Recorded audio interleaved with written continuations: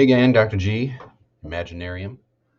So, throughout my career, I've always tried to be very scientific, very oriented towards science.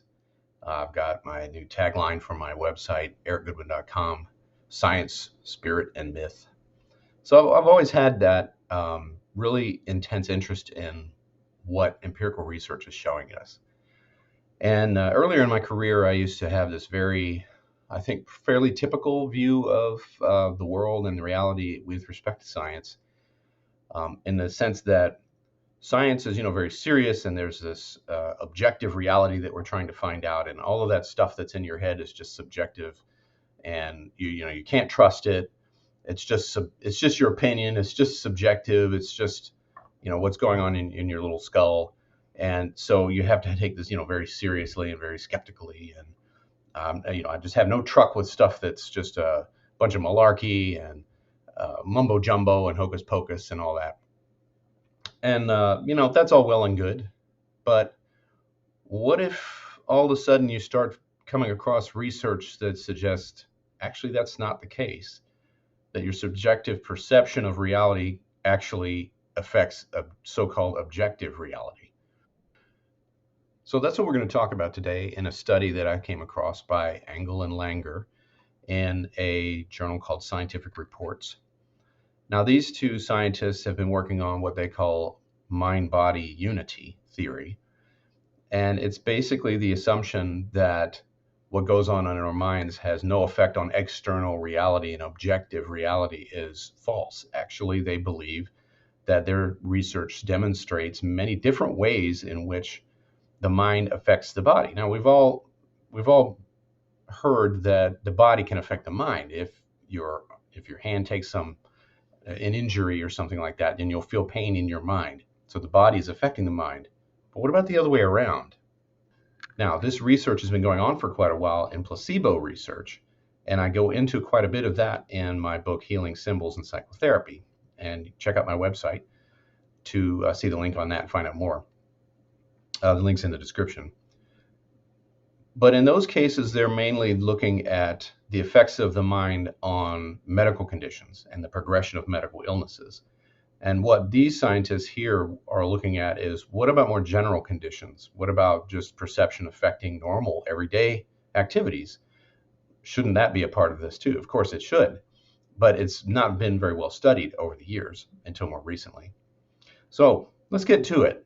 What they did here is they had three groups of subjects in their study undergo this kind of suction cup procedure that they did to the skin to create it. It was creating a bruising effect on the skin. And that was presumably they told the subjects that they were going to be going through a study that showed how the mind could affect the body. But they didn't tell them the variable that they were messing around with was the perception of time. So what they did is they had three groups. One was a slow passage, one was a normal passage, and one was a fast passage of time. And they had them doing various activities like video games, Tetris, that kind of thing, to distract them. And then they would have a reminder go off to tell them to check the passage of, or the healing of the wound with the passage of time.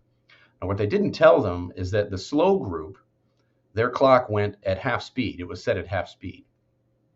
And they were told that altogether 14 minutes had passed when it was really 28 minutes, which was what the normal time frame was.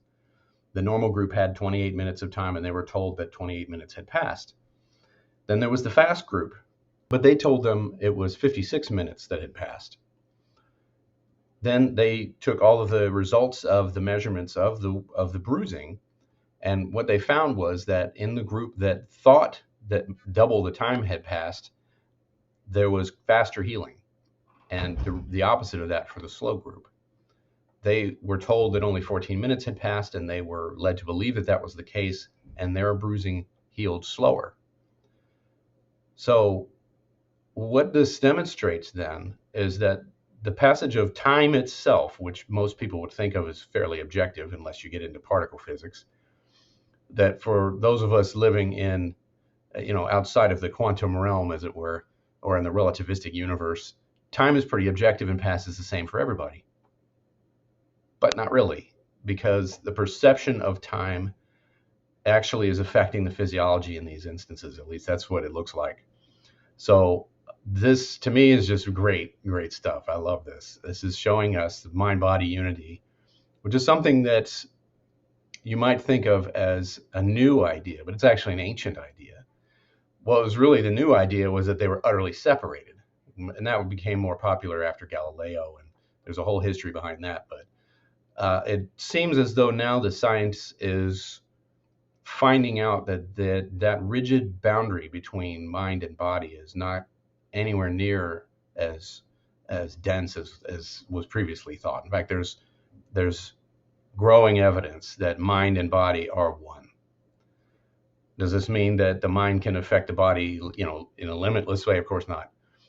There were age effects and things like that that were measurable in the study, and you can take a look at the study yourself if you want. I'll put the link in the description too. But it just goes to show that skeptical view of whatever's going on in your head is just subjective reality, and therefore the implied conclusion then is that it matters not, and it's just airy fluff. But that's not true. That's not true. How you perceive your world affects the very physiology of your body. Fascinating stuff.